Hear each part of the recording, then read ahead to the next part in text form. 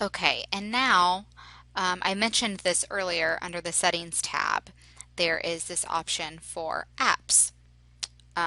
Here's your course details, and then under apps, here you have a list of all of the apps that you can install into your course management page. So you have Atomic Learning. I believe there's Blackboard Collaborate somewhere. Um, yeah, Blackboard Collaborate. You can add Dropbox, YouTube, um, many different things. Okay, and I have installed Dropbox and YouTube on mine. I added TED-Ed at one point just to test it, but as you can see, my YouTube never showed up in my installed section, so I actually ended up installing it multiple times, not realizing because it never showed up in my installed section. So um, that was kind of confusing, and I wasn't super fond of that. One of the features I thought was really cool initially was if you're in a module and you want to create a new let's say you want to add a new page, a new content page. So we're going to do a new page, we're going to name it sample, we're going to indent it. Okay. And then you go in here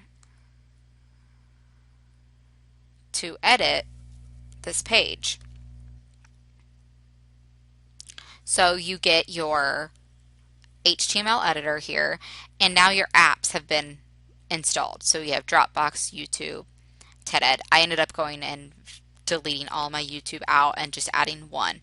But I thought, oh, this would be a great way to add YouTube videos.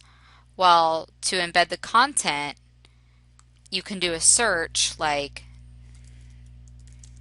desire to learn intro. Okay, so say you want a desire to learn intro, but you wanted it to have closed captioning. You cannot search for closed captioning this way.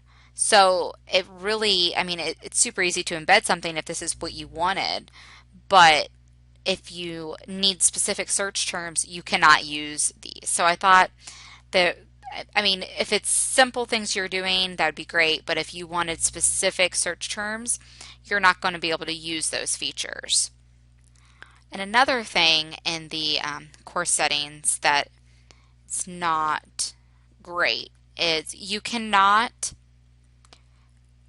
deactivate the course and still allow your students to access it like you can in Desire to Learn.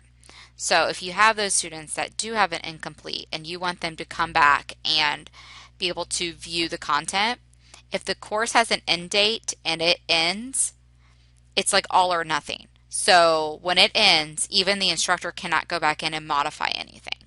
So you don't have this option of like unpublishing. You cannot unpublish this course if there are graded student submissions.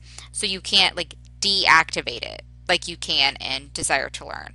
So if you have one student you want to still have access to things, you have to leave the course open for everyone, which may not be the best idea. I mean, that just leaves the course open longer and students have more opportunity to maybe copy things. Maybe they have a friend that's going to be starting the course and they're like, oh, I'm still in it. Do you want to look at what we did? What if you have time sensitive information? And then that student has seen things they shouldn't have seen. So that feature is not great in my opinion.